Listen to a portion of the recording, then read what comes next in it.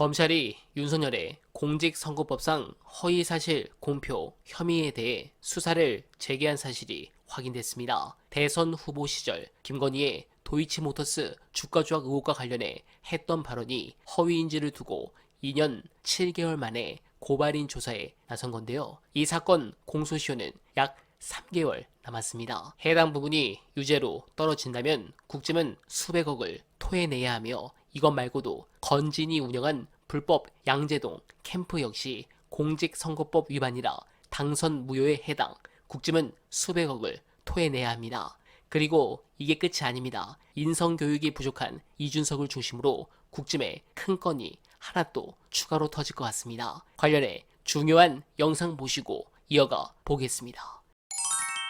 이준석, 명태균 대화를 포렌식에서 살려냈다. 15개월치 살렸는데 15개월치. 그렇다고 해서 뭐 15개월의 전체가 나온 건 아니고 네. 이 포렌식이라는 게 이제 남아있는 흔적들 기록들만 그렇죠. 복원이 되니까 네. 기간으로 보면 15개월치고 개수로 보면 352개. 그게 100개 중에 5개만 나온 걸 수도 있어요. 그렇죠. 네. 일부만 나온 거고. 근데 기존에 이미 작년에 이제 검찰에서 예. 명태균 씨가 자택에서 사용하던 PC가 있었어요. 예, 예. 그거를 왜 안 지우셨는지 모르겠는데 하여간 그게 거기서 한 200여 개가 나왔고 200여 개. 근데 이번에 352개가 추가로 나왔으니까 500개. 근데 좀 중간에 빈 기간들이 어느 정도 채워진 거죠.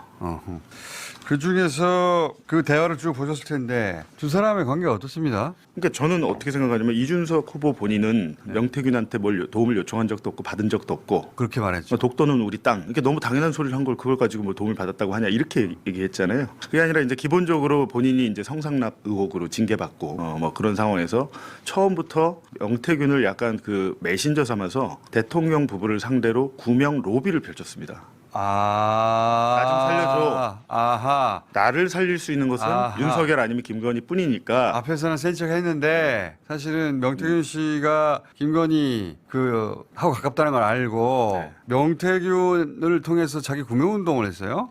그렇게 볼 수밖에 없죠. 왜냐하면 지금 여기 보시면 뭐 내일 사모님과 의논하고 연락 올리겠습니다. 그리고 당선인이 나서서 정리하시도록 해보겠습니다. 뭐 이런 식으로 얘기를 하기도 하거니와 또 나중에는 뭐 당선인 해외 순방 갔다 오시면 제가 직접 만나서 얘기하겠습니다. 이런 식으로 계속 명태균 씨는 끝까지 이준석을 어떻게든 그 구명을 시키려고 했더라고요. 결과적으로는 실패는 했지만. 그러니까 왜 그런지 이것도 사실 따져보긴 해야 되는데 명태균은 이준석을 정치적으로 살려두려고 했어요. 그죠? 네, 다음 대통령 만들겠다고 했으니까. 그런 말 했죠. 네.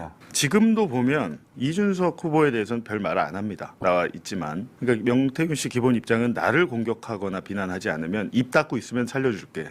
근데 입 닫지 않으면 껍질을 벗길 거야. 껍질을 벗기고. 근데 껍질을 벗긴다 그랬는데 지금 홍준표 후보가 많은 얘기를 하고 있는데 아직 뭐 때가 안 왔는지. 홍준표 후보에 대해서는 저 양반 경선에서 이겨가지고 후보가 되면 뭐 살려줄까 이런 판단을 하려고 하는 것 같아요. 그런 것 같지는 않습니다. 안 그래도 안 그래요? 저도 어제 좀 물어보니 네. 절대 그럴 일 없다. 저는 당신들 보니까 홍준표가 만약에 국민의힘 후보 되고 이준석과 단일화를 할 것 같은데 그렇게 되면 그 명태균 당신들을 매수할 수 있다. 매수 시도가 올 수 있다.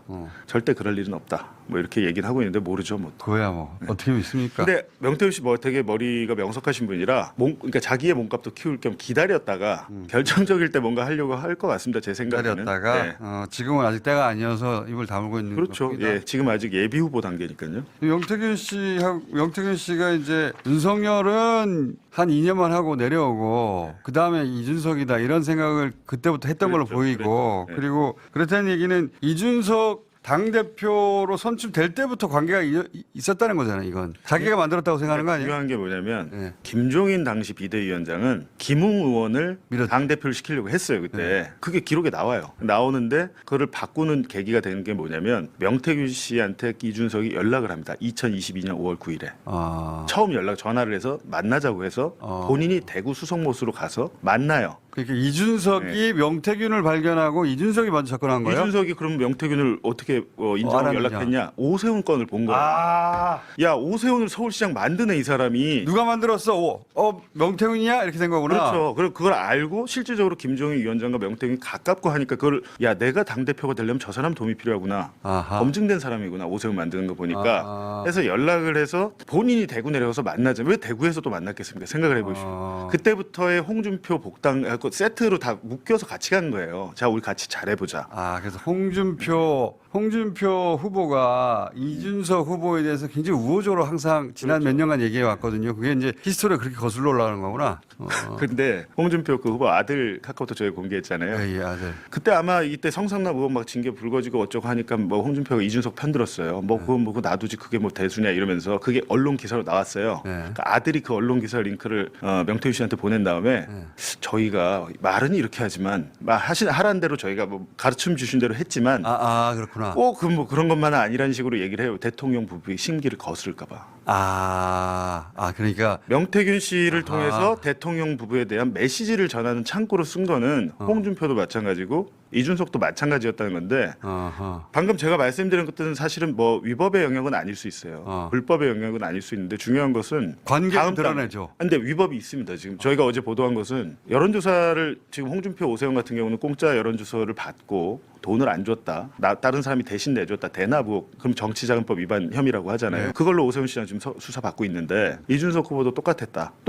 본인은 의뢰한 적 없다라고 하고 일방적으로 결과 조서를 미리 보여준 거야라고 했는데 그게 아닙니다. 아까 제가 이준석 그 당시 당대표 후보가 전화를 했다 그랬잖아요. 그때부터 이준석이 설문지 그 후보란에 들어가요. 답변에 이준석 후보가 그때부터 그 전 조사까지는 나경원 1등이었어요. 그랬죠. 그거 기억합니다. 네. 저도.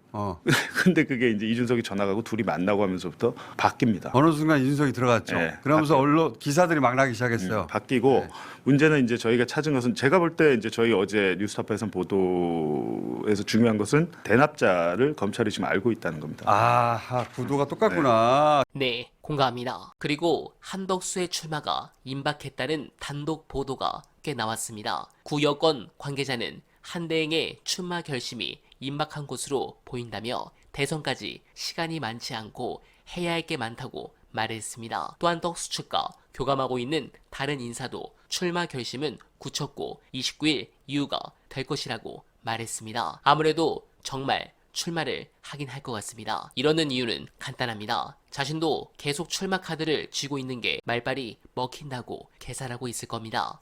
또 대선 후보가 되면 나중에 민주당 정부가 들어서더라도 내란, 방조 혐의 등에 대한 수사를 피할 여지가 커진다는 생각도 한 구석에는 자리 잡고 있을 겁니다. 물론 끝까지 그렇게 밀고 갈 대담함은 없어 보입니다만 사람 마음속에선 온갖 생각들이 수시로 왔다 갔다 하는 법이죠. 하지만 어느 쪽이 됐든 과도기 국정관리에 전념해야 할 권한대행의 책무를 져버리고 일신의 안위만을 위해 출마를 저울질하는 행태는 무책임의 극치로 비판받아 마땅합니다. 결국 그 끝은 두창이처럼 아주 비참해질 것이란 부분을 확신하며 어날바는 내일도 최선을 다하겠습니다. 여러분 고맙습니다.